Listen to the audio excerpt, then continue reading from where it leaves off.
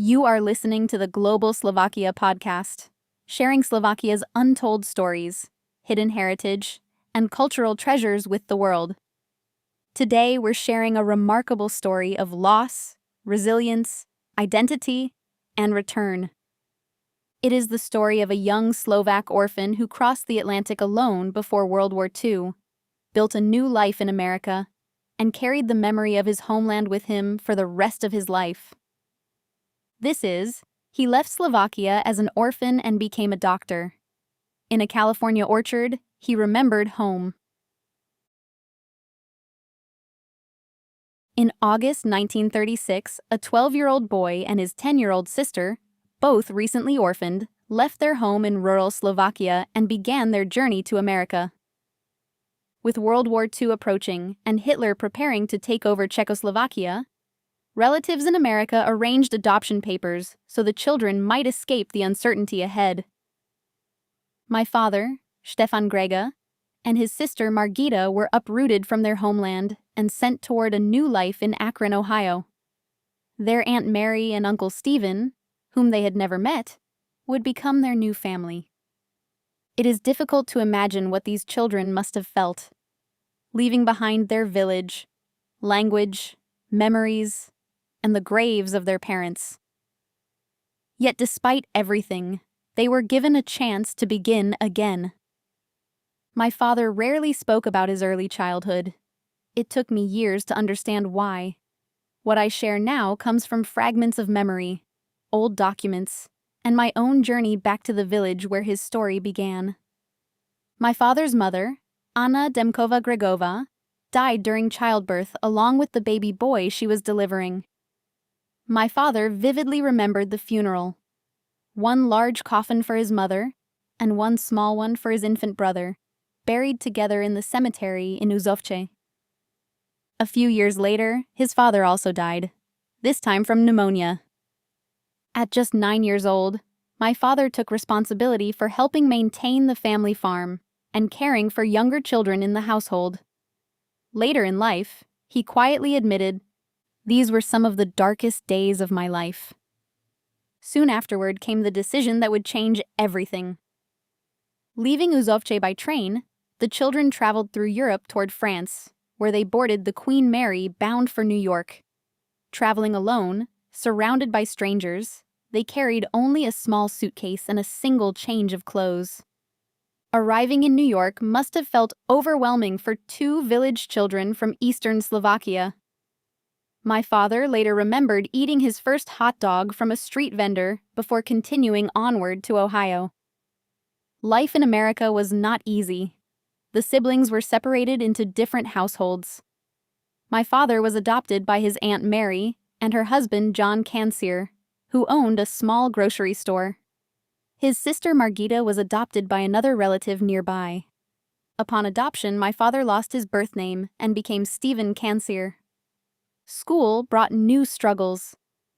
Because he did not speak English, he was placed several grades below his age level. Imagine being a 12-year-old boy sitting in a classroom with much younger children, trying to learn a completely new language while carrying the weight of grief and displacement. But he persevered. He worked in the family grocery store, stocking shelves, delivering goods, and eventually running the register. Yet even while helping his adoptive parents, he dreamed of something bigger. He wanted an education. He wanted to go to college. Then came another interruption: World War II. At 17, my father was drafted into the U.S. Army. Because he was not yet an American citizen, he could not join the Marines despite qualifying for them physically and academically. Military service eventually helped him obtain U.S. citizenship. After the war, he returned to high school, completed his studies, and was accepted to Ohio State University. Eventually, he entered dental school and became a respected dentist, known for his compassion and strong ethics. He had survived tragedy, displacement, war, and reinvention, and yet Slovakia never left him. In our home, Slovak traditions were alive everywhere, especially at Christmas. Mushroom soup on Christmas Eve, Oblatki shared with honey and blessings. Kolache and bobalki prepared the way his aunt had taught him. My father often spoke about the Slovak countryside, the distant Tatra mountains, and sledding near the church where he had once served as an altar boy. He especially loved the agricultural life of rural Slovakia. Years later, living in Sacramento, California, he spent hours walking through his small backyard orchard. Watching him there, I now realize he was not simply gardening. He was returning, in memory, to the fields of Uzovce. In 1967, after 30 years away, my father finally returned to Slovakia. The trip was complicated and risky. Communist authorities viewed him with suspicion because he had served as a U.S. military officer and spoke several languages fluently. Soldiers informed him upon arrival that they would monitor him throughout his stay.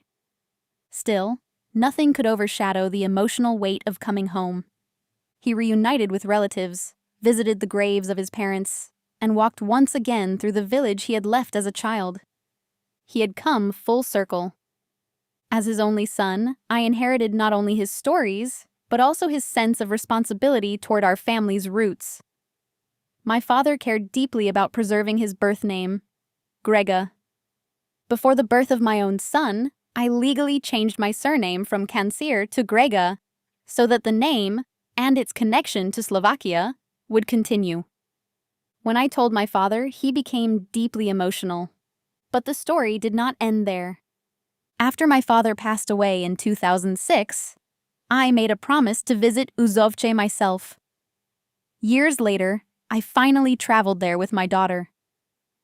When we saw the sign welcoming us to the village, emotion overwhelmed me. We were welcomed warmly by relatives we had barely known before. Stories, photographs, food, slivovica, and memories flowed freely. But the most powerful moment came inside the village church, where my father had been baptized and served as an altar boy. During our visit, the caretaker recognized the Grega name and connected us with locals who remembered my grandfather, the village fire chief.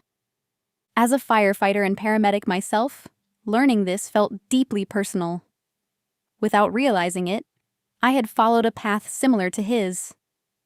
Then, as we left the church, a violent thunderstorm suddenly rolled over the village before disappearing just as quickly as it had come.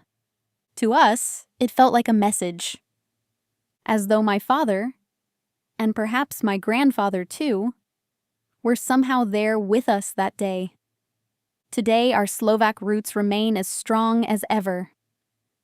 My father carried Slovakia with him across oceans, wars, languages, and decades. And because he did, our family still carries it too. This story was written by Dr. David Stephen Grega and is one of the powerful stories featured in our book Slovak Settlers, a collection exploring the emotional journeys of Slovaks who crossed the ocean in search of a better life in North America.